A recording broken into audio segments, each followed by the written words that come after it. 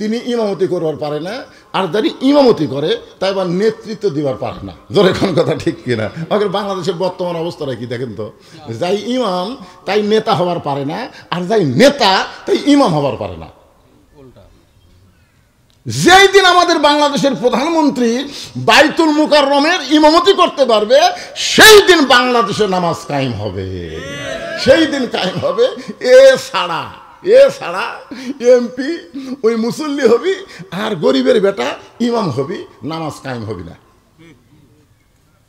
MP যদি ইমামতি করতে পারে আর আমরা যদি মুসল্লি হবার পারি, তাহলে নামাজ কায়েম হবে।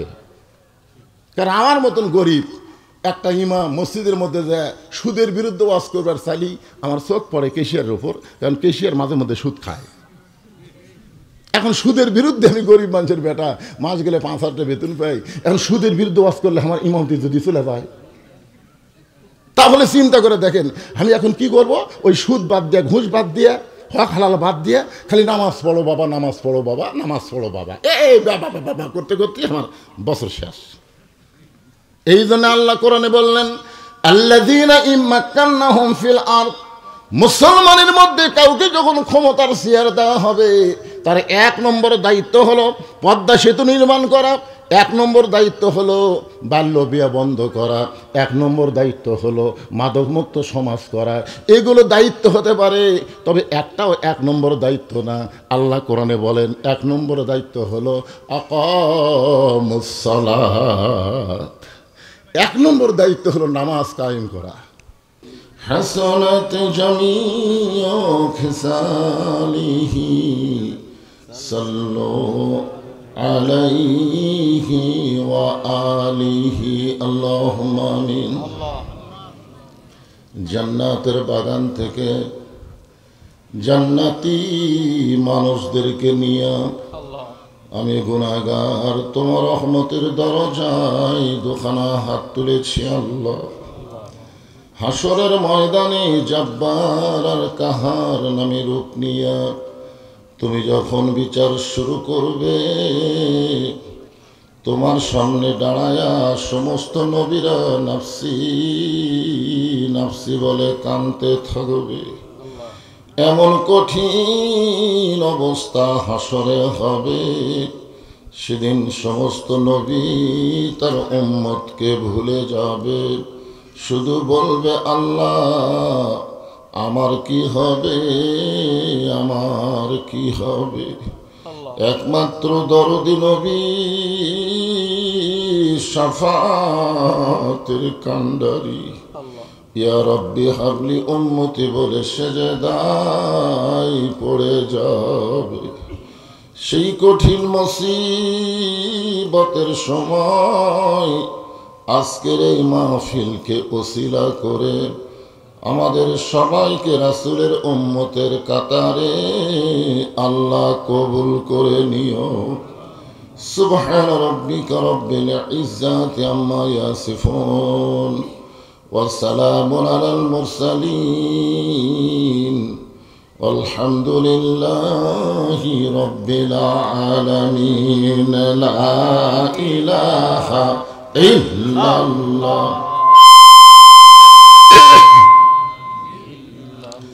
লা ইলাহা ইল্লাল্লাহ লা ইলাহা ইল্লাল্লাহ লা ইলাহা ইল্লাল্লাহ লা ইলাহা ইল্লাল্লাহ লা ইলাহা ইল্লাল্লাহ।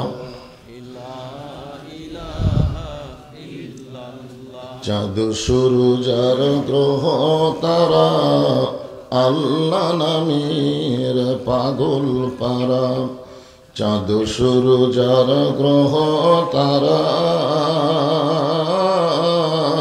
আল্লাহ নামের পাগল পারা। আমার আল্লাহ নামের এতই দয়া, আল্লাহ নামের এতই মায়া, লুকিয়ে রাখছেন হে আল্লাহ জোরে লা ইলাহা ইল্লাল্লাহ। লা ইলাহা ইল্লাল্লাহু মুহাম্মাদুর রাসূলুল্লাহ। রাসূলের মহব্বতে সকলে বলি সাল্লাল্লাহু আলাইহি ওয়াসাল্লাম। আমরা যে এতক্ষণ জিকির করলাম লা ইলাহা ইল্লাল্লাহ, এটা হলো ইবাদত। খুব খেয়াল করবেন, ইবাদত শুধুমাত্র একজনের জন্যই করা যাবে, তিনি হচ্ছেন আল্লাহ। আল্লাহ ছাড়া অন্য কারো নামে জিকির করা যাবে না। যাবে? আল্লাহ ছাড়া অন্য কারো নামে জিকির করা যাবে না, কোনো বাবার নামেও যাবে না, এমনকি নবীর নামেও যাবে না। প্রথম আব্দুল আলিম একটা গান গাইছিল, নবী নাম জপে যে জন সেই তো দো জাহানের ধনী। পরে আলেম ওলামা বলল যে নবী নাম জপে এরা বাদ দিয়ে লিখতে হবে নবী নাম ভাবে যে জন, নবী নাম ভাবে যে জন সেই তো দো জাহানের ধনী। এজন্য জিকির হচ্ছে ইবাদত।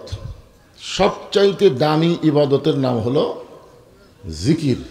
সবচাইতে দামি ইবাদত, নামাজ রোজা হজ জাকাতের চাইতেও দামি ইবাদতের জিকির করলেন লা ইলাহা ইল্লাল্লাহ। আপনার বলেন তো, লা ইলাহা ইল্লাল্লাহ যদি ভিতরে না থাকে তার কোনো ইবাদত কবুল হবে? এই জন্য আল্লাহ কিন্তু কোরআনের কোনো জায়গায় বলে নাই যে সব সময় নামাজ পড়ো, এ কথা বলেনি। কোনো জায়গায় বলে নাই যে সব সময় যাকাত দাও, কোনো জায়গায় আল্লাহ বলেনি যে সব সময় রোজা করো, কোনো জায়গায় আল্লাহ বলে নাই যে সব সময় কি হজ করো। আল্লাহ কোরআনে বলেছেন ইয়া আইয়ুহাল্লাযীনা আমানু উযকুরুল্লাহা যিকরান কাসীরা। এই কাসীরা শব্দ দিয়ে আল্লাহ বুঝাইলেন সব সময় একমাত্র জিকির করতে হবে কার? হ্যাঁ, সব সময়। আপনি পাক থাকেন আর না পাক থাকেন, যে অবস্থায় থাকেন আল্লাহর জিকির মুখে যদি না থাকে অন্তরে রাখতেই হবে। এই জন্যে জিকির করাটা হলো ইবাদত। আর এই জিকির লা ইলাহা ইল্লাল্লাহ মুহাম্মদ রাসূলুল্লাহ বলার সাথে সাথে আমরা যে বললাম সাল্লাল্লাহু আলাইহি ওয়াসাল্লাম, এটা কিন্তু ইবাদত না, এটার নাম হলো মহাব্বত। এটার নাম কি? মহাব্বত। একবার সাহাবীরা নবীকে প্রশ্ন করলেন, ইয়া রাসূলুল্লাহ, ইবাদতের দাম বেশি না মহব্বতের দাম বেশি? খুব খেয়াল করবেন, ইবাদত আর মহব্বত এই দুইটার দাম বেশি কার? তখন আল্লাহ রাসূল বললেন যে আমার সমস্ত উম্মতের সারা জীবনের ইবাদত যদি এক পাল্লায় দেওয়া হয়, আর আবু বক্করের এক রাতের মহব্বত যদি অন্য পাল্লায় দেওয়া হয়, সমস্ত উম্মতের ইবাদতের নেকির চাইতে আবু বক্করের মহব্বতের ওজন বেশি হবে। কেন বলেন তো? এই যে আমরা সাল্লাল্লাহু আলাইহি সাল্লাম বললাম, আপনি যখনই বলেছেন, হযরত আলী থেকে বর্ণিত, কোনো ব্যক্তি নবীর নাম শোনার পরে যদি সাল্লাল্লাহু আলাইহি সাল্লামের সংক্ষিপ্ত দরুদ না পড়ে, ওই ব্যক্তি হলো সবচাইতে বড় বখিল, সবচাইতে বড় কৃপণ। মানে নবীর নাম শুনে দরুদ পড়তেই হবে, যদি কেউ না পড়ে সে হবে কি? বখিল। আল বাখিলু লা ইয়াদখুলুল জান্নাহ, বখিল কখনোই জান্নাতে যাবে না। এই জন্য আমরা যখনই সাল্লাল্লাহু আলাইহি সাল্লাম বললাম, আপনার মুখের বলা শেষ হওয়ার সঙ্গে সঙ্গে এখানে একদল ফেরেশতা আছে যাদেরকে বলা হয় মালায়েকাতুস সায়রা, সঙ্গে সঙ্গে এই দরুদগুলো রাসূলের রওজা মোবারকে গিয়ে পৌঁছে দেয়। এমনকি আপনাদের এই খলিফা পাড়ার কথা বলবে যে খলিফা পাড়ার মাহফিলে আপনার পাগল উম্মতেরা এত বছর পরেও আপনার নাম উচ্চারণ করে সঙ্গে সঙ্গে আপনার উপর দরুদ শরীফ পেশ করেছে। এই জন্য আমরা দরুদ পড়াতে কোনো সময় কৃপণতা করব না। যখনই নবীর নাম উচ্চারণ করব সঙ্গে সঙ্গে বলবো সাল্লাল্লাহু আলাইহি ওয়াসাল্লাম। এই বৈশাখ মাসে আইছিলাম 7 সালে, হ্যাঁ 7 সালে প্রথম এসেছিলাম। আজ থেকে কত বছর আগে? 18 বছর আগে। চিন্তা করেন, এই যে যারা বসে আছে ফুচকারা, এরকে মায়েরই বিয়ে হয়নি তো। ওই সময় এসেছিলাম। আজকে সেই মুরব্বী আফতাবউদ্দিনকে আল্লাহ তাআলা সম্মানিত সভাপতির আসনে কবুল করেছেন। আমি আমার অন্তরের অন্তঃস্থল থেকে আল্লাহ জেনাকে কবুল করেছেন সভাপতিকে শুভেচ্ছা জ্ঞাপন করছি। আজকের এই মাহফিলে সম্মানিত ওলামায়ে কেরাম, যে সমস্ত আলেম ওলামা আপনাদের মাঝে মাঝে বসে আছেন, মঞ্চে আছেন, মাগরিবের নামাজের পর থেকে এতক্ষণ পর্যন্ত কোরআন হাদিসের আলোকে অত্যন্ত গুরুত্বপূর্ণ আলোচনা করে আপনাদেরকে শোনালেন আলেম ওলামা সহ আজকের মাহফিলের বক্তাগণকে অন্তরের অন্তঃস্থল থেকে আমি শুভেচ্ছা জ্ঞাপন করছি।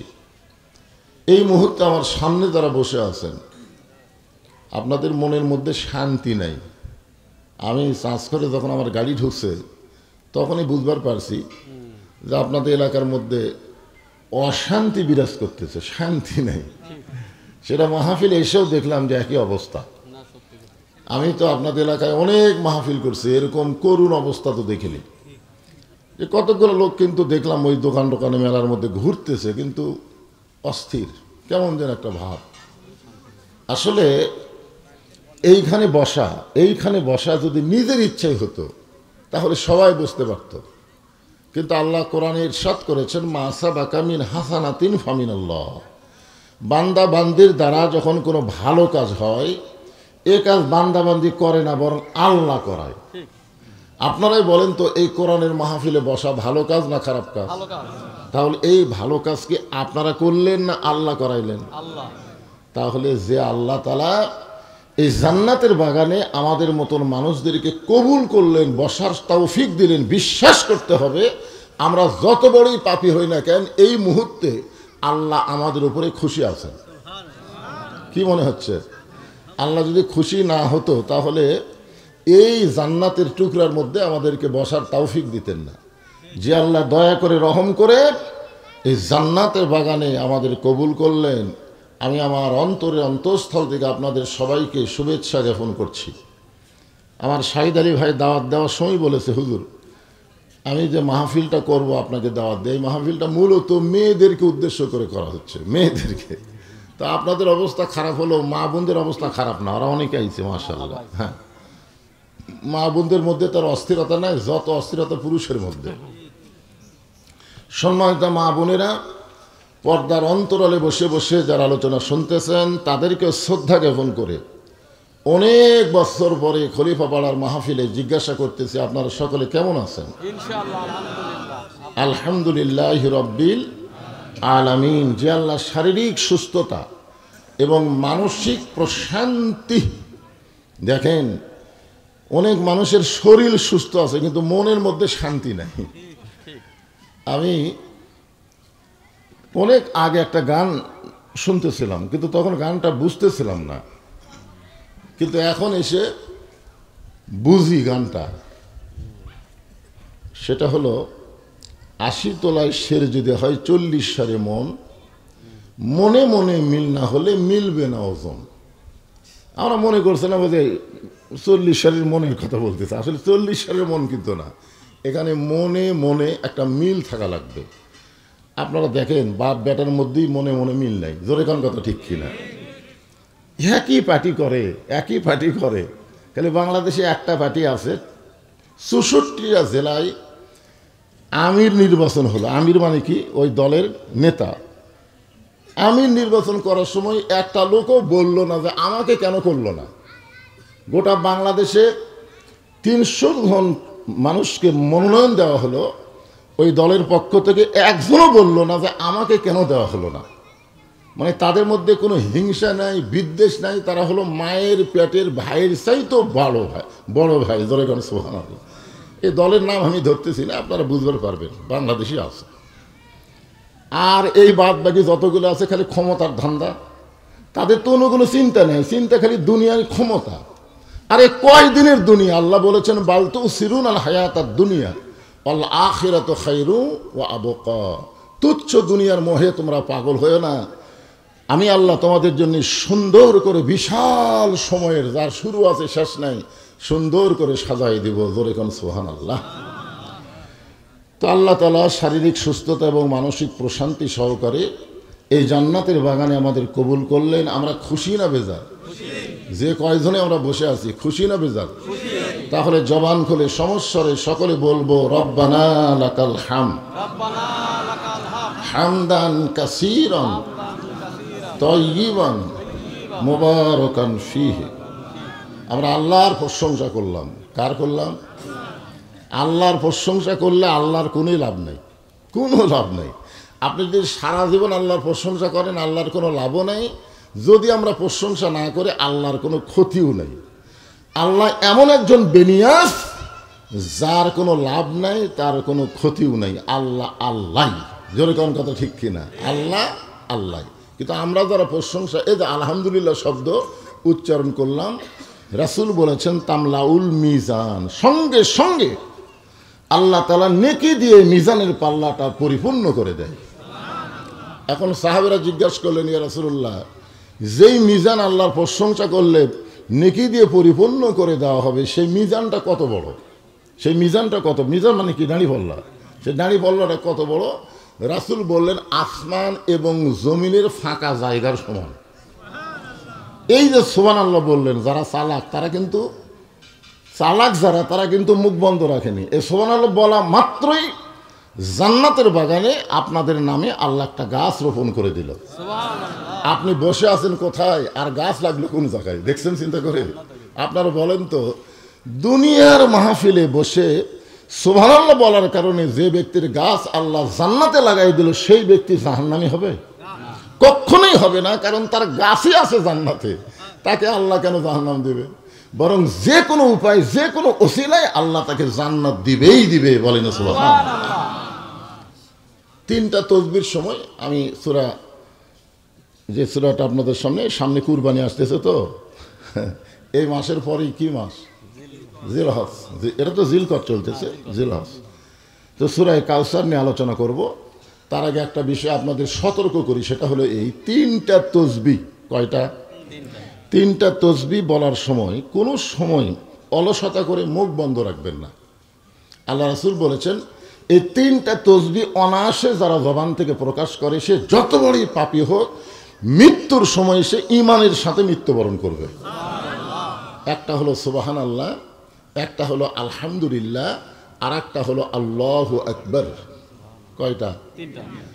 তবে আপনি যদি সুবহানাল্লাহ আলহামদুলিল্লাহ সবসময় পড়েন, শয়তান আপনার কাছেই থাকবে। মানে সুবহানাল্লাহ আলহামদুলিল্লাহ বলে সওয়াব পাবেন, কিন্তু শয়তান দৌড়াবে না, শয়তান আপনার কাছেই থাকবে। যখন আল্লাহু আকবার বলবেন, হায় রে বাবা, শয়তান এত ভয়। আল্লাহ রাসূল বলেছেন, যত জোরে আল্লাহু আকবার বলবে, তত জোরে শয়তান দৌড় দেয়। যত জোরে বলবেন, শয়তানের দৌড়ে আর পিছন দিক দিয়ে বাতাস বার হয়ে যায়। তাহলে চিন্তা করে দেখেন আল্লাহু আকবারের মধ্যে কি। এই জন্য আমরা যে কয়জনে আসি, অন্তত আশেপাশের লোকজনকে বুঝাবার চাচ্ছি যে আমরা একেবারে কম আসি নাই। জবান খুলে একটা তাকবীর দেওয়া লাগবে সবাইকে, যার যেরকম শক্তি আল্লাহ দিয়েছে, এই শক্তি দিয়ে তাকবীর দিবেন। ফেরেশতারা থাক আর শয়তান দৌড় দিক। কি বলেন? ফেরেশতারা থাক আর শয়তান দৌড় দিক। লিল্লাহি তাকবীর, আলহামদুলিল্লাহ। এখন আসেন, আল্লাহ তাআলা কোরআনের ছোট্ট একটা সূরা, সূরা কাউসার। কাউসার মানে তো আপনারা বোঝেন, কাউসার। কাউসার কি? কাউসার সম্পর্কে নবীকে প্রশ্ন করা হলো, কাউসার কি? এখানে যে বলা হচ্ছে ইন্না আতাইনা কাল কাউসার, ওগো নবী আমি আপনাকে কাউসার দিয়ে দিলাম, মানে কাউসারের মালিকানাই দিয়ে দিলাম। এখন এই কাউসার সম্পর্কে হুজ্জাতুল ইসলাম, এই ছোটো ছোটো বাচ্চারা দৌড়াদৌড়ি করতেছে, এই বয়সেই তো এদেরকে সাইজ করা লাগবে। কয় বছর থেকে? 7 বছর। কয় বছর? 7 বছর থেকে তালিম দেওয়া লাগবে। এখন আর বুঝবে তাই, এখন আপনি আর কানে কানে বলা লাগবে, এখানে কোরআনের মাহফিল হচ্ছে, এখানে গিয়ে বসো। এর না হলো তালিম দেওয়া।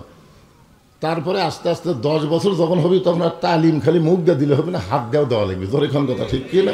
মুখের সাথে সাথে হাত মারা লাগবে। এই জন্য এখনই এদের বয়স হলো 7 বছর, 6-7 বছর এদেরকে আপনারা তালিম দিয়ে বসাবেন। আর আপনারা দেখেন তো, যে বাচ্চারা দৌড়াদৌড়ি করতেছে, এরকে বাপ যদি এখানে থাকেন, যদি কেউ থাকেন, বাপ চাচারা থাকেন, তাহলে আপনারাই এদেরকে সাইজ করবেন। এখানে ইমাম গাজ্জালি, যাকে বলা হয় হুজ্জাতুল ইসলাম, ইসলামের দলিল, সুবহানাল্লাহ বলেন, উনি এই কাউসার সম্পর্কে ব্যাখ্যা করে বলেছেন যে হাউজে কাউসার এমন একটা পিয়ালা, সবাইকে মনে করেন 1 গিলাস করে হাউজে কাউসার থেকে দেওয়া হবে। এই 1 গিলাস পেয়ালা পানি পান করে, হাউজে কাউসারের পানি পান করে কেউ যদি জাহান্নামেও যায়, আল্লাহ তার জাহান্নামকে জান্নাত বানায় দিবে। তার মানে কি বুঝলেন? হাউজে কাউসারের পানি পান কেউ যদি করে সে জাহান্নামে যাবে, এটাই বোঝানো হচ্ছে। যদি যায়, আমাকে মনের মধ্যে একটা সন্দেহ আছে, মুসলমানের বাচ্চা ইমানদার হওয়ার পরেও সন্দেহ করে জান্নাত যদি না পাই, জান্নাত যদি না পাই, তো জান্নাত আপনারা পাবেন না, মালওয়ানের বাচ্চারা পাবে? জান্নাত আপনারা পাবেন না তো ইহুদি পাবে? জান্নাত আপনারা পাবেন না তো খ্রিস্টান পাবে? গোটা পৃথিবীতে বর্তমানে 750 কোটি মানুষ, 750 কোটি মানুষের মধ্যে 250 কোটি হচ্ছে মুসলমান, আর বাদ বাকি সবগুলা হচ্ছে কাফের বেঈমান।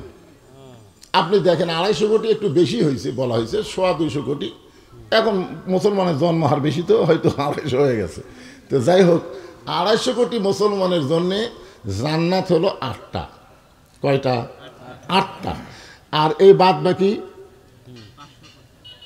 কত? 500 কোটির জন্যে জাহান্নাম হলো 60টা। তাহলে 60টা জাহান্নাম আর 8টা জান্নাত। সাহাবেরা প্রশ্ন করলেন, ইয়া রাসূলুল্লাহ, এই জাহান্নামগুলো কত বড় হবে? আল্লাহ রাসূল বললেন, কোন এক জান্নাতের মধ্যে সবচাইতে ছোট জান্নাত, সেই জান্নাতের মধ্যে যদি 60টা জাহান্নামকে ফেলে দেওয়া হয়, অনুবীক্ষণ যন্ত্র দিয়ে খোঁজা লাগবে জাহান্নামগুলো গেল কোথায়। তাহলে চিন্তা করে দেখেন, জান্নাতের তুলনায় জাহান্নাম কিছুই না। আর সেই জাহান্নামের জন্য এত মানুষ, আর জান্নাত এত বড় বড়, সেই জান্নাতের জন্য মাত্র 250 কোটি। এখানে হিসাব করলে আমরা এমনি জান্নাতি। জোরে কোন কথা ঠিক কিনা? তারপরেও সন্দেহ, যদি না পাই। এই যে যদি, এই যদির জন্য ইমাম গাজ্জালি বলেছেন, হাউজে কাউসারের পানি পান করে কেউ যদি জাহান্নামও যায়, তার ভিতরে যেন একটা বিশ্বাস হয় জাহান্নামকে আল্লাহ জান্নাত বানায় দিবে। আপনার বলেন তো, আল্লাহ কি জাহান্নামকে জান্নাত বানাবার পারে? তার প্রমাণ হলো আমাদের জাতির পিতা হযরত ইব্রাহিম। কুলনা ইয়া নারু কুনি বারদাও ওয়া সালামান আলা ইব্রাহিম। এতদিন ধরে নমরুদ আগুনের চূড়া জ্বলাইছে, ইব্রাহিমকে পুড়ানোর জন্য আল্লাহ বলে দিলেন, নমরুদ আগুন জ্বলাবার পরে কিন্তু আগুনের ভিতরে পুড়ানোর পাওয়ার কার হাতে? আল্লাহ।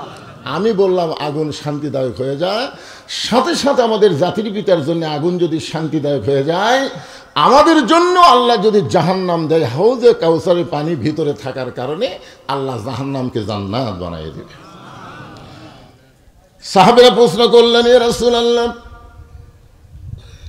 আপনি হলেন রাহমাতুল লিল আলামিন, আল্লাহ হচ্ছে রব্বিল আলামিন, আর আমাদের নবী হলেন রাহমাতুল লিল আলামিন। আল্লাহ কি? আলহামদুলিল্লাহি রব্বিল আলামিন। কি বুঝলেন? গোটা বিশ্ব জগতের প্রতিপালককে আল্লাহ। দেখেন, আলহামদুলিল্লাহি রব্বিল, আর আল্লাহ বললেন, ওয়ামা আরসালনাকা ইল্লা রাহমাতাল লিল আলামিন। ওগো নবী, আপনাকে আমি গোটা বিশ্ব জগতের জন্য রহমত স্বরূপ প্রেরণ করেছি। তাহলে আল্লাহ হলেন রব, নবী হলেন রহমত। তাফসির শুনবেন না? তাফসির শুনবার গেলে হোহা করা লাগবে। তো মনে করেন আমি শিক্ষক, কিছু বলার জন্য আপনারা হলেন ছাত্র, মনে কষ্ট নিয়েন না, এটা বোঝানোর জন্য তো হোহা করা লাগবে না।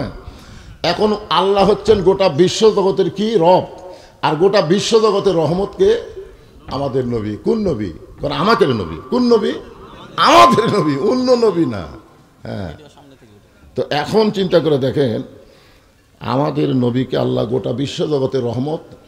সমস্ত তাফসির কারক রাহমাতুল লিল আলামিন আর রব্বিল আলামিনকে ব্যাখ্যা করতে গিয়ে বলেছেন, যতটুকু এরিয়ার রব হলেন আল্লাহ, ততটুকু এরিয়ার রহমত হলেন মুহাম্মাদুর রাসূলুল্লাহ সাল্লাল্লাহু আলাইহি ওয়াসাল্লাম।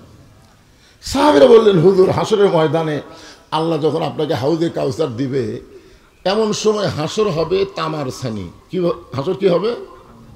সূর্যের কয়টা মুখ হবে আপনারা জানেন না? একটা সূর্যের মুখ হবে কয়টা?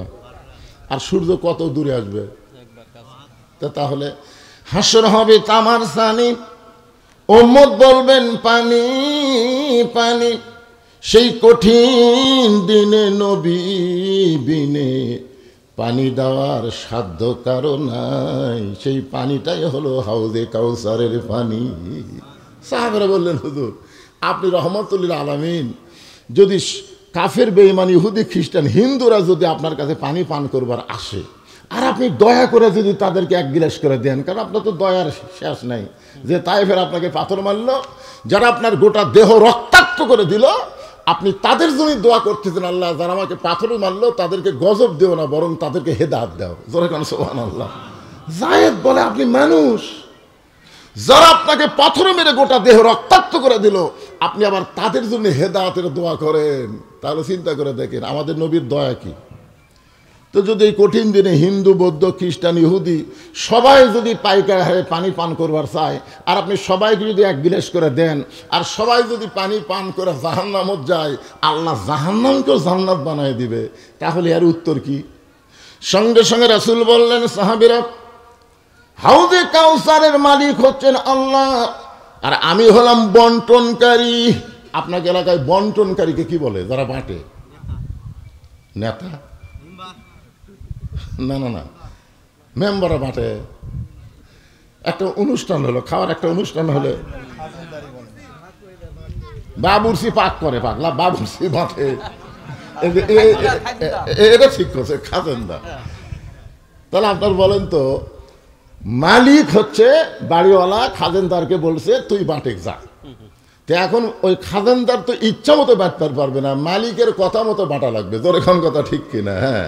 তো এখন রাসূল বলতেছেন, আমি হলাম বন্টনকারী, মালিক হচ্ছেন আল্লাহ। হাউজে কাউসারের মালিককে আরো জোরে বলেন। রাসূল হচ্ছেন বন্টনকারী। রাসূল বললেন, আমি ইচ্ছা মতো যাকে খুশি তাকে হাউজে কাউসারের পানি দিতে পারবো না। সাহাবারা বললেন, হুজুর তাহলে হাউজে কাউসারের পানি কে পান করবে? সঙ্গে সঙ্গে আল্লাহর কোরআন দিয়ে সূরা কাউসার আল্লাহ বললেন, ফাসাল্লি লিরাব্বিকা ওয়ানহার। হাউজে কাউসারের পানি পান করবে তারাই যাদের দুইটা আমল থাকবে, একটা হলো নামাজ আর একটা হলো কুরবানি, এরাই পান করবে হাউজে কাউসারের পানি। এক নম্বর হলো নামাজ। এক নম্বর কি? আমাকে একজন এসে বলতেছে, হুজুর কুরবানি তো দিবার চাচ্ছি হুজুর, তো এক শিং একটু লম্বা, এক শিং খাটো, এই গরু কুরবানি হবে? ওই লোক যখন আমাকে বলতেছে, তখন সন্ধ্যা 6টার দিকে। আমি বললাম, ভাই এক শিং লম্বা, এক শিং খাটো, এই গরু কুরবানি হবে, ফতুয়া তো চাচ্ছেন, তো আপনি হাটে কখন আসছেন? তো বলতেছে 3টার দিকে আসছি। তো 3টার দিকে আসছেন, 5টার দিকে যে আসরের নামাজ, এই নামাজ পড়ছেন? তবে না হুজুর, এই কুরবানির তালত নামাজ পড়া যায়। বললাম, তাহলে আপনি যেটা দিবেন সেটাই হবে, আপনি যেটা দিবেন সেটাই হবে। বলে, কেমনে হবে হুজুর? নিয়ম? আরে পাগলা, যারা নামাজই নাই তার কুরবানি কি? তুমি যেটা দিবে সেটাই হবে। কারণ যেখানে কুরবানির কথা বলা হয়েছে, আগে নামাজের কথা আছে। অন্য জায়গায় দেখেন, ইন্না সলাতি ওয়া নুসুখি ওয়া মাহইয়ায়া ওয়া মামাতি লিল্লাহি রাব্বিল আলামিন। আগে নামাজ, তারপরে কুরবানি। যারা নামাজ নাই তার কোনোদিনও কুরবানিও নাই। যতই কুরবানি দেখ, আর কুরবানি আল্লাহর দরবারে কবুল হবে না। তাহলে এক নম্বর কি? আরো জোরে বলেন, এক নম্বর কি? কোন নামাজি আর বেনামাজি দুইজন মিলে যদি একটা গরু কুরবানি দেয়, তাহলেও কুরবানি হবে না। কুরবানি দিবার গেলে মান এবং ইমান, মান এবং ইমান দুইটাই ঠিক থাকা লাগবে। গোস্ত আপনি খাবেন ঠিকই, কিন্তু আপনি বলতে পারবেন না, কে ভাই আমরা যে 1,20,000 টাকা গরু কিনলাম, এই গরুর গোস্ত কতটুকু হবে? একটা কষাই বলতেছেন যে ভাই যে 1,20,000 টাকা গরু কিনলাম, গোস্ত কতটুকু হবে? তখন বলতেছে, গোস্ত তো 5 মণ হবে। তখন জিতছি রে। আর যদি কয় 3.5 মণ হবে, কয় রে ঠকা হলো রে। আপনি বলেন আর কুরবানি হবে? কতক্ষণ কুরবানি হবে? কারণ আপনি তো গোস্ত খাওয়ার নিয়তে কুরবানি দিচ্ছেন না, কুরবানি করতেছেন আল্লাহকে খুশি করার জন্য। জোরে কোন কথা ঠিক কি না? কিন্তু আল্লাহ রক্তও নেবে না, গোস্তও নেবে না, চর্বিও নেবে না, হাড্ডিও নেবে না, আল্লাহ আপনাকেই দিবে, কিন্তু নিয়তটা সহি হওয়া লাগবে। জোরে কোন কথা ঠিক কি না? তাহলে আগে কুরবানি না, আগে নামাজ। এই নামাজটা খেয়াল করবেন। এই নামাজ হলো 5 ওয়াক্ত নামাজ। এই নামাজ কয় ওয়াক্ত নামাজ? আবার কেউ মনে করবেন নামাজ কি আমি জুম্মার নামাজ পড়ি না? আমি কি জুম্মা পড়ি না? এখানে জুম্মার কথা বলা হয়নি, এখানে সলাতি নুসুখি সলাথি যেটা বলা হয়েছে সেটা হলো 5 ওয়াক্ত নামাজ। কয় ওয়াক্ত নামাজ? 5 ওয়াক্ত নামাজ। সর্বসাকুল্যে 17 রাকাত। একটা হাদিসের ব্যাখ্যায় বলা হয়েছে তা'বুদুল্লাহ কান্নাকা তারাহু ফাইল্লাম তাকুন তারাহু ফাইন্নাহু ইয়ারাকা। এ নবীর সাহাবীরা, নবী বলতেছেন তোমরা কি আল্লাহর সাথে দেখা করবার চাও? তোমরা কি আল্লাহর সাথে দেখা করবার চাও? তখন সাহাবীরা বলতেছে মুসা নবী আল্লাহর সাথে দেখা করবার চাইছিল। মুসা নবী, কোরআনের মধ্যে আল্লাহ বলেছেন, মুসা বলতেছে রব্বি আরিনি, আল্লাহ তোমার সাথে কথা বলতে বলতে আমার এত মহব্বত হয়ে গেছে, তোমাকে এক নজর দেখবার চাই। মানে সবসময় আল্লাহর সাথে কথা বলতে বলতে একটা মহব্বত হয় না? কি কোন হয় কি হয় না? তো মুসা নবী এই কারণেই একটু বলেছে আল্লাহ তোমাকে একটু দেখবার চাই। আল্লাহ বলেছে লান লান তাকিত লান তারানি ইয়া মুসা, কখনোই সম্ভব না, আমাকে দেখা কখনোই সম্ভব না। আর রাসূল বলতেছেন সাহাবীরা তোমরা কি আল্লাহকে দেখবার চাও? তো সাহাবীরা বলতেছে হুজুর মুসা নবী আল্লাহ দেখবার চায়, আল্লাহ কয় সম্ভব না, সেটি আমাকে আল্লাহ দেখা সম্ভব। আল্লাহ রাসূল বলেন অবশ্যই সম্ভব। লাইলাতুল মেরাজে আমি আল্লাহকে বললাম আল্লাহ আপনার সাথে আমার মেরাজ হলো, আমার উম্মতের মেরাজ কি হবে না?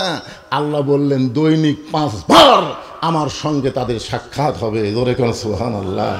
দৈনিক কয়বার? আনতাবুদুল্লাহ কাআন্নাকা তারাহু ফাইল্লাম তাকুন তারাহু ফাইন্নাহু ইয়ারাকা।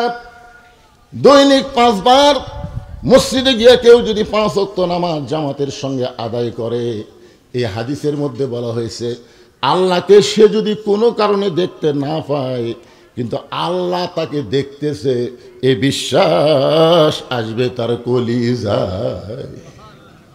তাহলে চিন্তা করে দেখেন, নামাজ যখন আপনি মসজিদে পড়বেন, আপনি যদি আল্লাহকে দেখতে না পান, আল্লাহ আপনাকে দেখতেছে, এই বিশ্বাস কলিজাতে আসবে। তাহলে আপনি বলেন তো শুধু মসজিদে আল্লাহ আপনাকে দেখে না সব জায়গায় দেখে? আমরা অনেক মুসল্লি মনে করি মসজিদে আল্লাহ আমাকে দেখে। আসরের নামাজ পড়ছে, বুঝলেন, আসরের নামাজ পড়ে জমির ধান দেখবার গেছে, যাই দেখো ওপর জমির পানি চলমল করতেছে, নিচে জমির পানি নেই, নিচে আর জমির পানি নেই। এখন চিন্তা করতে দেখে ওপরে পানি চলমল করতেছে, নিচে আমার জমির পানি নাই, কি করি? তখন চারিদিকে এরকম তাকাছে, এরকম চারিদিকে তাকে দেখে কেউ নাই। তখন আস্তে করে বসে বিসমিল্লাহ কয়ে জমির আল কাটছে। কি কয়া? আজকে বাংলাদেশে কতগুলো নেতা দেখবেন ওই কি কবি না কবি কিন্তু বিসমিল্লাহ কয়ে শুরু করবি। কেরে পাগলা, বিসমিল্লাহ কয়ে কেউ যদি মদ খায় খাওয়া যাবে? যখন খাওয়া যাবে, ওরা মনে করে আমরা বিসমিল্লাহ করি সব হালাল হয়ে যাবে। এত সোজা না। বিসমিল্লাহ কয়ে জমির আল কাটছে, জমির আল কাটা ওই পানি দিয়ে হাত ধোছে, ওই পানি দিয়ে হাত ধুয়ে আবার দাঁড়ায় চারিদিকে তাকায় বলতেছে আলহামদুলিল্লাহ কেউ দেখেনি। আপনার বলেন তো আনতাবুদুল্লাহ কাআন্নাকা তারাহু ফাইল্লাম তাকুন তারাহু ফাইন্নাহু ইয়ারাকা। রাসূল বলতেছে তুমি যখন নামাজের মধ্যে দাঁড়াবে তুমি তখন একলা না, স্বয়ং আল্লাহ তাআলা তোমার সঙ্গে থাকবে। জোরে কোন সুবহানাল্লাহ। প্রত্যেকটা নামাজি, প্রকৃত নামাজি, নামাজের ভিতরে যদি ঢুকতে পারে তাহলে সে মাটিকে সেজদা করে না, সে সেজদা করে আল্লাহর কুদরতি পায়ে। জোরে কোন সুবহানাল্লাহ। এই 5 ওয়াক্ত নামাজকে বলা হয়েছে as-সালাতু মিরাজুল মুমিনিন। মুমিনদের জন্য নামাজ হলো মেরাজ। আপনি যদি একবার নামাজটা ধরতে পারেন, নামাজ কিন্তু পড়লে হবে না, নামাজটা ধরা লাগবে। সূরা কাউসার থেকে তাফসীর হচ্ছে, একটু মনোযোগ দিয়ে শুনবেন। নামাজটা কি করা লাগবে? ধরা লাগবে। খুব খেয়াল করেন, পড়া না, ধরা। একটা ছেলে পড়তেছে ক খ গ ঘ উ, ক খ গ ঘ উ, আমার মনে আছে ছোটোবেলায় আমি পড়তেছি ক খ গ ঘ উ, তার বাপ কয় ধরে ধরে পড় রে, ধরে ধরে পড়। তো ধরে ধরে পড়া আমি বুঝি না, বুঝলেন, খালি পড়তেছি ক খ গ ঘ উ। কিছুক্ষণ বাপ পড়ে আছে, বই কাছ থেকে লিয়া কয় ক লেখ তো, ক লেখ। তা আমি কবার পারি কিন্তু ক লেখবার পারি না। তার মানে কি, আমি পড়িছি, আমি ধরিনি। ধরলে কিন্তু কয়ের সাইজ কীরকম, খড় ঢপ কীরকম, সবগুলা কিন্তু ধরলে আমি দেখতে পাইতাম। বই কাটা নিলেও আমি লিখতে পারতাম, ধরে কোন কথা ঠিক কি না। কিন্তু আমি মুখস্থ করছি, পড়িছি, কিন্তু আমি লিখবার পারতেছি না। আজকে আমরা নামাজ পড়তেছি কিন্তু নামাজের স্বাদ আমরা বুঝবার পারতেছি না, ধরে কোন কথা ঠিক কি না। আমরা মসজিদের মধ্যে ঢুকতেছি কিন্তু নামাজের মধ্যে আমরা ঢুকতে পারতেছি না। নামাজের মধ্যে যখনই ঢুকবেন তাকে আল্লাহ দুনিয়ার প্রথম পুরস্কার হলো ইন্নাস সালাতা তানহা আনিল ফাহশাই ওয়াল মুনকার। একমাত্র নামাজই পারে মানুষকে দুনিয়ার যাবতীয় বেহুদা এবং খারাপি কাজ থেকে বাঁচায় দিতে, ধরে কর সুবহানাল্লাহ। যারা নামাজ পড়বে তারা কোনোদিন গন্ডগোল করবে না, দুনিয়ার স্বার্থ নিয়ে তারা মারামারি করবে না, ধরে কথা কন না কেন। হ্যাঁ, আর একটা পুরস্কার কি জানেন? আরো দুটা পুরস্কার বলা হয়েছে এখানে। ফালিয়াবুদু রব্ব হাযাল বাইত আল্লাযী আত'আমাহুম মিন জু'ইন ওয়া আমানাহুম মিন খাউফ। তোমরা ওই ঘরের মালিকের গোলামি করো। পাকিস্তানের যিনি সেনাপ্রধান, পাকিস্তানের যিনি বর্তমান সেনাপ্রধান, উনি হচ্ছেন কোরআনের হাফেজ, বলেন সুবহানাল্লাহ। উনি বলেছেন ভারত যতই হুমকি দেখ ধমকি দেখ আর যতই কিছু বলুক, বুনিয়ানি মারসুস, আমরা সীসাঢা প্রাচীরের মতন দাঁড়িয়ে যাব, তবে কোনো অবস্থায় আমরা নামাজ ত্যাগ করব না, জোরে কোন সুবহানাল্লাহ। কোনো অবস্থায় আমরা বেউজ অবস্থায় থাকবো না, কোনো অবস্থায় আমরা নাফাক হব না, কোনো অবস্থায় আমরা দুনিয়ার খেয়াল করব না। বাড়ির থেকে যখন বিদায় নিব তখন বলবো আমি চলে যাচ্ছি, ফিরবার নাও পারি। এই কথা বলে বিমানের উপর উঠছে, বলতেছে যদি চলে যাই শহীদ হব, বাঁচলে গাজী হয়ে ফেরত আসবো। ভারত কচু কাটা হয়ে গেছে, ধরে কোন কথা ঠিক।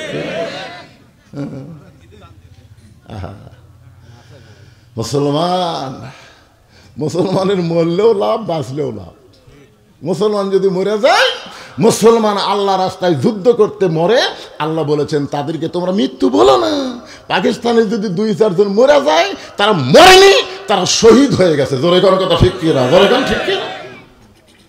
আল্লাহ কোরআনে বলেন ওয়ালা তাকুলু লিমান ইউকতালু ফি সাবিলিল্লাহি আমওয়াতুন বাল আহইয়াউ ওয়ালাকিন লা তাশউরুন। আল্লাহ রাস্তায় যাদেরকে হত্যা করা হয় তাদেরকে তোমরা মৃত্যু বলো না, আমি আল্লাহ বলতেছি তারা জীবিত, জোরে খান সুবহানাল্লাহ। কি ভারত কি জিতলো না ঠকলো? খালি ঠকা। আজকে সংসদে দেখলাম, ভারতের সংসদে মোদি সব করতেছে, মানে ওরাই ঘৃণা করতেছে। মানে এমন একটা অবস্থা হয়ে গেছে, মালওয়ানের বাচ্চারা, তোদের তা আল্লাহ নাই, তোরকে ভগবান, জোরে কোন কথা ঠিক কিনা। তোরকে ভগবানের পাওয়ার আছে, আপনার কোন ভগবানের পাওয়ার আছে? এই পূজার সময় আমাদের এলাকার কিছু চৌকিদার মূর্তি পহরা দিবার জন্য গেছিল, এবার আমরাও পহরা দিছি, কারণ বাধ্য হয়ে দেওয়া লাগছে। কেন ওরা ভাঙবি আর আমাকে হুজুরের উপর দোষ চাপা দিবি, এই জন্য আমরা বলছি ভাই গোপনে গোপনে মূর্তি পাহারা দিবে। আসলে মূর্তি পাহারা দেয়নি, আমরা ষড়যন্ত্র পাহারা দিছি, ধরে কোন কথা ঠিক কি না। কেন হাসিনার সময় কাম করবি ওরা, দোষ হবি হুজুরে কেড়ে। এক চৌকিদারকে আমি বললাম কেরে কি খবর? হচ্ছে হুজুর মারাত্মক একটা খবর আছে। ওরা সারাদিন এসে নম নম ভগবত ভগবত অরাহত সম্মা এরকম কয় আর খাবার দেয়। এই তার 10 হাত তার সামনে দিছে ঘি দিয়ে নারকেল বড়ি, ঘি দিয়ে নারকেল বড়ি ওর সামনে দিছে এক চালুন। মুই তো 10 হাত লেখলে খাড়া আছে ওর সামনে দিয়ে, ওরা মনে করতে তোরকে দেবী খাবি। হুজুর আমরা বলে খাই না, মুসলমান চৌকিদার মুসলমান পড়া দেওয়া লাগবে, সরকার আইন কি করবে, আমরা খাই না। কিন্তু রাত্রে হঠাৎ আমরা সবাই ঘুমিয়ে গেছি, হঠাৎ আমার ঘুম ভেঙে দেখি এক কুত্তে এসে ওই লাড়গুলো ভরি খাচ্ছে। এই 10 হাতা খালি চাই আছে, কুত্তে খেতে পারতেছে না। তাহলে এতগুলো হাত থেকে লাভ হলো কি? যেদিন হিন্দুরা মূর্তি পূজা ডুবাই, বুঝলেন, সেই দিন এক হিন্দুকে আমি বললাম, কে ভাই, এই যে তোমরা 6-7 দিন পূজা করলে, এ করলে, সে করলে, এগুলো নমস্কার করলে, আজকে আবার পানি লাত্তা লাত্তা ডুবাচ্ছে, তার মানে কি? হুজুর এরকে কোনো পাওয়ার নাই হুজুর, এটা একটা ধর্ম হলো। সেই মালওয়ানের বাচ্চারা মুসলমানের সঙ্গে যুদ্ধ করবে, এমন ঘাও খাওয়া খাসে 50 বছরে ভারত আর খাড়া হবার পারবে না। ধরে কথা বলেন না কেন? মাথা ভাঙ্গা দিছে।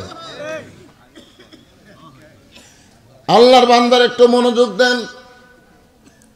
যেই নামাজ আদায় করলে আল্লাহ বলতেছেন, ফালিয়াবুদু রব্ব হাযাল বাইত আল্লাযী আত'আমাহুম মিন জু'ইন ওয়া আমানাহুম মিন খাউফ। ওই ঘরের মালিকের তোমরা গোলামি করো, অর্থাৎ নামাজ পড়ো। নামাজ পড়ার সাথে সাথে তোমাদেরকে 2টা পুরস্কার দেওয়া হবে। 1 নম্বর পুরস্কার হলো তোমাদের রেজেকের কোনো পেরেশানি করা লাগবে না, তোমাকে রেজেক নিয়ে কোনো চিন্তা করা লাগবে না, তোমাদের রেজেক বরকতের সাথে তোমাদের কাছে আমি আল্লাহ পাঠিয়ে দেব। ধরে কোন সুবহানাল্লাহ। ওমা মিন দাব্বাতিন ফিল আরদি ইল্লা আলাল্লাহি রিজকুহা। পৃথিবীতে এমন কোনো বিচরণশীল প্রাণী নাই যা রেজেকের ব্যবস্থা আল্লাহ করেনি। আর যারা ঈমানদার তারা হালাল তাইয়্যিবান পবিত্র রেজেক আল্লাহ তাদের সামনে দিবে। ধরে কোন সুবহানাল্লাহ। আর 2 নম্বর কি? ওয়া আমানাহুম মিন খাউফ। যাবতীয় অ্যাটম বোমার ভয়, হাইড্রোজেন বোমার ভয়, ওই ভারতের ভয়, আমেরিকার ভয়, পৃথিবীর সমস্ত ভয় থেকে আমি আল্লাহ তোমাদেরকে পুরোপুরি নিরাপত্তা দিয়ে দিব। আমেরিকায় পাকিস্তানে প্রধানমন্ত্রী করছে যুদ্ধ বন্ধ করো ভাই, ভারত আমার হাত পাও ধরতেছে। মুসলমান আমেরিকার ধরে না, আমেরিকায় মুসলমানকে কাড়ুবাড়ু করে। সুবহানাল্লাহ কথা বলে। কারণ মুসলমানের সাথে কে থাকবে? কখন থাকবে? যখন আমরা নামাজি হব।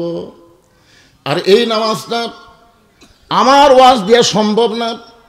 আমার মতন বক্তা এই বছর হিসাব করে দেখলাম প্রায় 43 বছর হলে আমি ওয়াজ করতেছি। আমার ওয়াজের বয়স হলো 43 বছর, কিন্তু আমার ওয়াজ দিয়ে 10টা মানুষ নামাজি হচ্ছে কিনা এটাও সন্দেহ আছে। কারণ আমার ওয়াজকে নবীর ওয়াজ দিয়েই মক্কার কাফেরেরা নামাজি হয়নি। দেখেন খুব খেয়াল করে, নামাজের এই 5 ওয়াক্ত নামাজ কিন্তু আল্লাহ নবী পাইছে নবুয়তের 10ম বৎসরে। খুব মনোযোগ দিয়ে শুনবেন, নবুয়তের কয় বছর? 10ম বৎসরে পাইছে 5 ওয়াক্ত নামাজ মিরাজের রাতে। তারপরে নবী কিন্তু 3 বছর মক্কা ছিল। তারপরেও কয় বছর ছিল? নবী সবসময় আল্লাহকে বলে, আল্লাহ তুমি যত জায়গায় নামাজের কথা কইছো প্রত্যেক জায়গাতে বলছো আকিমুস সালাত, নামাজ কায়েম করো। তো তুমি নামাজ কায়েম করার কথা বলেছো, কিন্তু আমি তো মক্কাত নামাজ ঠিক মতো পড়বারই পারতেছি না, কায়েম তো দূরের কথা। চোরের লাগার আজান টাজান ছাড়া, আজান ছাড়া মুয়াজ্জিনে আজান ছাড়া চোরের মতো নামাজ পড়া লুকা লুকা, তাও একজনের বেড়া খাড়া করতে হওয়া লাগে। যে করোনার সময় যেরকম আমরা নামাজ পড়ছি, যে 5 জনের উপর হওয়া চলবে না, এখন 10 জন ঢুকছে, একজনে খাড়া করতে হচ্ছে। দেখ পুলিশ টুলিশ আইলে কিন্তু আগেই আইসে দেই কইছে আইসে। এখন 5 জনে এত জোরে দৌড় মারছে, ওকে স্যান্ডেল ফেলে দিচ্ছে। কিসের ভয়? করোনার ভয়। আপনারা বলেন তো, নামাজ যদি কেউ আদায় করে তার সমস্ত ভয় থেকে আল্লাহ নিরাপত্তা দিয়ে দিবে, তা করোনা ধরবে? কিন্তু মিথ্যে একটা অজুহাতে 3টা বছর আমাকে বাংলাদেশে অনেক মুসলমানের ভিতরে করোনার ভয় ঢুকে মসজিদের মধ্যে ঢোকার সময় দেখে এক মুসল্লি মুখত মাস্ক দিছে, মুখত মাস্ক দিয়া দোয়া পড়তেছে, আল্লাহুম্মা আফতাহলি আবওয়াবা রহমাতিক। মসজিদের মধ্যে ঢুকতেছে এই দোয়া পড়ে, কিন্তু মুখত কি? মাস্ক। তাই আমি বললাম, চাচা এই মুখত মাস্ক দিয়ে এই দোয়া পড়লে আপনার কবিরা গুনাহ হবে। আমাকে কবিরা গুনাহ হবে মানে? আমি যে দোয়াটা পড়তেছে এই দোয়ার অর্থ কি? দোয়ার অর্থ হলো রহমতের দরজা দিয়ে আল্লাহর ঘরে আমি ঢুকতেছি, আবওয়াবা রহমাতিক, মানে গোটা ঘরটাই হলো রহমতে পরিপূর্ণ। আপনি মুখত যেটা দিয়ে আছেন এটা কি রহমত না গজব? তো করোনা গজবের জন্যই তো মুখত মাস্ক দিছি। তাহলে গজবের মাস্ক মুখত দিয়ে রহমতের দোয়া পড়তেছেন, এটা খোলেন খোলেন। কারণ একটা মেয়ে মানুষ মোবাইল কল করলে কি কয়, আপনি যখন ঘরের বাইরে যাবেন তখন মাস্ক পরবেন, তাই বলে না? তাই বলেনি? কোন আপনি যখন বাইরে যাবেন তখন কি পরবেন? মাস্ক পরবেন। আপনি যখন ঘরে আসলেন তখন কি আপনি মাস্ক পরছেন? না, আমি ঘরত থাকতে তো মাস্ক পরিনি। তো ঘরত যদি থাকতে না পড়েন, আপনার ঘরের দাম বেশি না আল্লাহর ঘরের দাম বেশি? তা আল্লাহর আমার ঘরে আপনি মাস্ক পরতেছেন কেন? 2 ফুট পর পর একজন করে মুসল্লি দাঁড়াচ্ছে। যাই হোক, আল্লাহ আমাদেরকে গজব থেকে বাঁচিয়ে দিছে। সবাই বলেন আল্লাহুম্মা আমিন। আল্লাহ আমাদের হেফাজত করেছে, সবাই বলেন আল্লাহুম্মা আমিন। এইরকম কোন গজব যেন আর দুনিয়াতে না আসে। একটু মনোযোগ দিয়ে শুনবেন। আল্লাহ রাসূল বললেন, আল্লাহ চোরের মতন চুপি চুপি নামাজ পড়তেছি, অথচ আপনি কোরআনের প্রথমেই বলেছেন আল্লাযীনা ইউমিনুনা বিল গায়ব ওয়া ইউকিমুনাস সালাত। নামাজ কায়েম করা, কিন্তু নামাজ তো কায়েম হচ্ছে না। তা আল্লাহ কয়, হাবিব আপনি যে জায়গাত নামাজে কায়েম করে চাচ্ছেন, এই জায়গাত আপনি হলেন ইমাম, আর নেতার নাম হলো আবু জেহেল। আপনি হলেন ইমাম আর নেতার নাম কি? আপনি যেদিন ইমামও হবেন নেতাও হবেন, সেই দিন নামাজ কায়েম হবে। আমাদের বাংলাদেশে যিনি নেতা তিনি ইমামতি করবার পারে না, আর যারা ইমামতি করে তাই আবার নেতৃত্ব দিবার পারে না। জোরে কোন কথা ঠিক কিনা? আমাদের বাংলাদেশের বর্তমান অবস্থাটা কি দেখেন তো, যাই ইমাম তাই নেতা হবার পারে না, আর যাই নেতা তাই ইমাম হবার পারে না।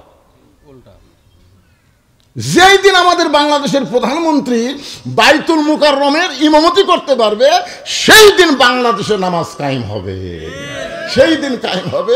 এ ছাড়া এমপি ওই মুসল্লি হবি, আর গরিবের বেটা ইমাম হবি, নামাজ কায়েম হবি না।